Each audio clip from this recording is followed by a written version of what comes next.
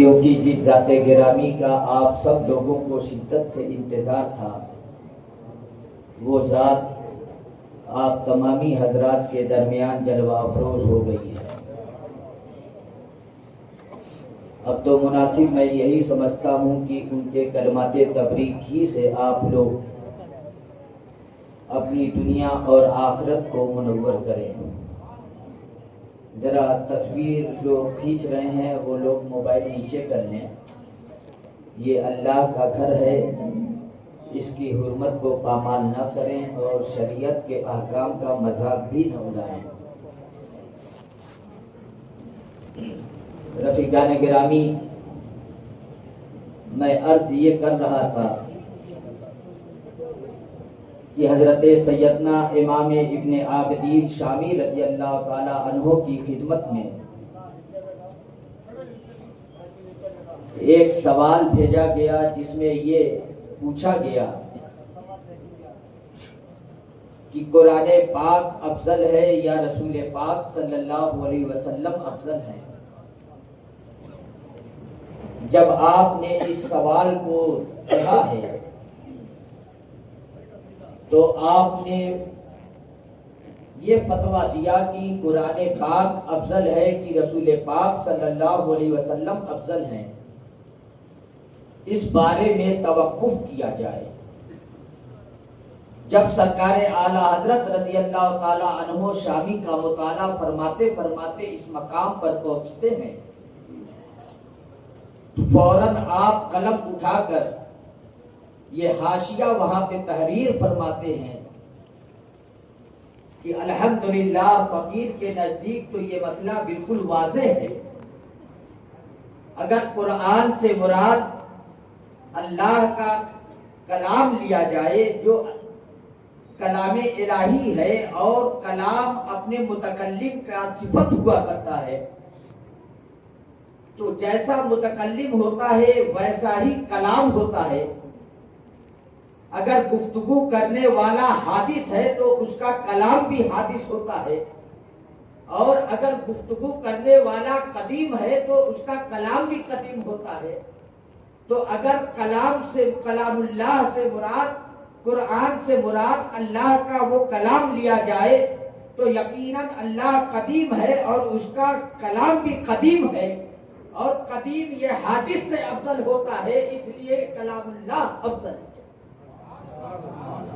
اور اگر قرآن سے مراد وہ لیا جائے جو دفتیوں کے درمیان لکھا ہوتا ہے، جس کو ورق پر جو کتابت لکھی ہوئی ہے، جس کو روشنائی سے لکھا جاتا ہے جو مصحف میں ہے، تو یہ کاغذ بھی حادث ہے، روشنائی بھی حادث ہے، اور یہ کاغذ بھی مخلوق ہے، روشنائی بھی مخلوق ہے، اور اس بات پہ پوری امت کا اجماع ہے کہ مخلوق میں سب سے افضل نبی پاک صلی اللہ علیہ وسلم ہے، تو پھر اس اعتبار سے رسول پاک صلی اللہ علیہ وسلم افضل ہے۔ ذرا سوچئے سرکار اعلیٰ حضرت رضی اللہ تعالی عنہ نے اس مسئلے کو کیسے واضح الفاظ میں اس کو حل فرما دیا کہ علامہ ابن عابدین شامی رضی اللہ تعالی عنہ جس کے بارے میں توقف فرما رہے ہیں، لیکن اپنے بزرگوں کی بارگاہ کا ادب بھی اگر سیکھنا ہے تو سرکار اعلیٰ حضرت سے وہیں پہ پھر یہ بھی تحریر فرماتے ہیں کہ اس ناچیز نے جو یہ تحقیق پیش کی ہے یہ بھی ہمارے علماء کا احسان ہے، ان کے بتائے ہوئے طریقے سے ہم اس طریقے کا ہم نے اس کو حل کیا ہے، یہ ان کا احسان ہے۔ لیکن آج اگر کسی کو ابجد اول آ جاتا ہے تو وہ تو اپنی تحقیق تو اعلیٰ حضرت کی تحقیق سے بھی افضل سمجھنے لگتا ہے، بلکہ اعلیٰ حضرت نے جن مسائل پر تحقیق پیش کرتی ہیں اس پہ بھی تحقیقات پیش کر کے اپنی تحقیق کو ان کی تحقیق سے افضل مانتے ہیں۔ یہ یاد رکھیے جو اپنے بزرگوں کی بارگاہ کا باادب ہوتا ہے وہی دنیا اور آخرت میں کامیاب ہوتا ہے۔ سرکار اعلیٰ حضرت رضی اللہ تعالی عنہ کو اللہ نے اتنا علم عطا فرمایا تھا کہ ارشاد فرماتے ہیں کہ اللہ نے مجھے جتنا علم عطا فرمایا ہے، اگر جتنا علم عطا فرمایا ہے اس کا میں 10واں حصہ بھی کام نہ کرتا. لیکن دوسری جگہ ارشاد فرماتے ہیں اللہ نے تنہا مجھ سے اتنا کام لے لیا ہے کہ 10 آدمی سے کے برابر مجھ سے تنہا کام لیا ہے. ذرا سوچئے کتنا علم تھا آپ کو. جب نیا کیلکولیٹر ایجاد ہوا تھا تو دلی سے سید ایوب صاحب آئے تھے. انہوں نے اعلیٰ حضرت کی بارگاہ میں عرض کی حضور ہمارے وہاں ایک ایسی مشین آئی اس میں جوڑ گھٹانا ضرب تقسیم کا کوئی بھی عدد لکھ دو تھوڑی دیر میں اس کا جواب آ جاتا ہے. بہت تعجب فرما رہے ہیں. سرکار اعلیٰ حضرت رضی اللہ تعالیٰ عنہ ارشاد فرماتے اس میں تعجب کی کیا بات ہے.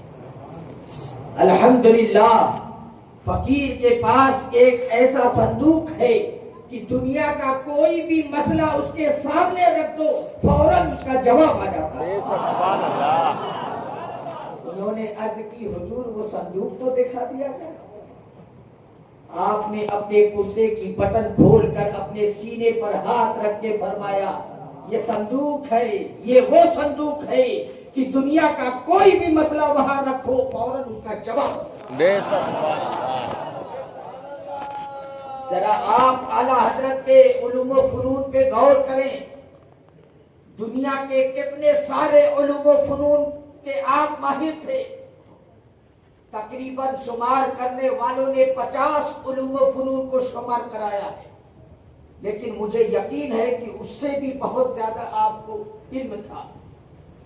لیکن انہوں نے جتنے بھی علوم و فنون کی جانکاری تھی ہر ایک سے کو دین اسلام کی خدمت میں لگا دیا. علم ریاضی، فلسفہ، میتھ، جو بھی ہو، منطق، سب کو علم دین کی خدمت میں لگا دیا. ذرا سوچئے یہ اعلیٰ حضرت کا کمال ہے. یہ اعلیٰ حضرت کا کمال ہے کہ ہر علم سے دین اسلام کی خدمت کی ہے آپ نے، اور اس طرح سے خدمت کی ہے کہ لوگوں کے ایمان کی بھی حفاظت فرمائی. جہاں علوم دینیہ کی نشر و اشاعت فرمائی وہاں پہ اس زمانے میں جو بنامے مسلم ایسے لوگ پیدا ہو گئے جو کلمہ پڑھتے تھے اور رسول پاک کی گستاخی کر کے ارتداد کا شکار ہو چکے تھے. ان لوگوں نے رسول پاک صلی اللہ علیہ وسلم کی اشاعت میں ایسی بے ادبیاں کی. ان سب کے جالوں سے، ان سب کے مکر و فریب سے، ان سب کی عیاریوں سے مسلمانوں کے ایمان کی حفاظت اگر کسی نے کی ہے تو سرکار اعلیٰ حضرت نے. اور آج آپ کے وصال فرمائے 105 سال سے زائد ہو گئے، لیکن خدا کی قسم آج بھی آپ مسلمانوں کے ایمان کی حفاظت فرما رہے ہیں. صرف اعلیٰ حضرت کا نام لیتے جائیے آپ کے ایمان کی حفاظت ہوتی ہے. کوئی بد مذہب آپ کے پاس نہیں آئے گا، کوئی بد مذہب آپ کو بہکانے کی کوشش نہیں کرے گا. اگر اسے یہ معلوم ہو جائے گا کہ یہ اعلیٰ حضرت والا ہے، اس کے دل میں اعلیٰ حضرت کی محبت جمی ہوئی. یہ اعلیٰ حضرت ایمان کی حفاظت ہی تو فرما رہے ہیں. وہ مقدس ذات اعلیٰ حضرت کی ہے کہ جو ان کی بارگاہ سے وابستہ ہو گیا وہ بھی دین کا ایسا عظیم الشان سپاہی ہو گیا کہ وہ جہاں جاتا ہے وہ بھی ایمان کی حفاظت کرتا جاتا ہے. آج جو ذات گرامی یہاں جلوہ افروز ہے وہ سرکار اعلیٰ حضرت رضی اللہ تعالی عنہ کی بارگاہ کے پروردہ اور آپ کے احب الخلفاء سب سے بڑے اور سب سے محبوب جو خلیفہ ہیں حضور سیدنا صدر الشریعہ علیہ رحمت و رضوان ان کے شہزادے. اب اس سے آپ سمجھیے کہ آپ اعلیٰ حضرت سے کتنے قریب ہیں. صرف ایک واسطہ،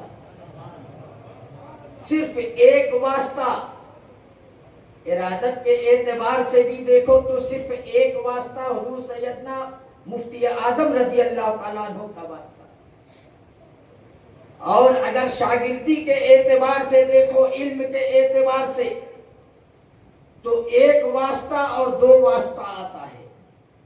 ایک واسطہ اگر ڈائریکٹ حضور صدر الشریعہ سے اور حضور مفتی اعظم ہند رضی اللہ تعالیٰ عنہما سے جوڑے تو صرف ایک واسطہ، اور اگر حضور سیدنا حافظ ملت کا واسطہ لے تو دو واسطہ۔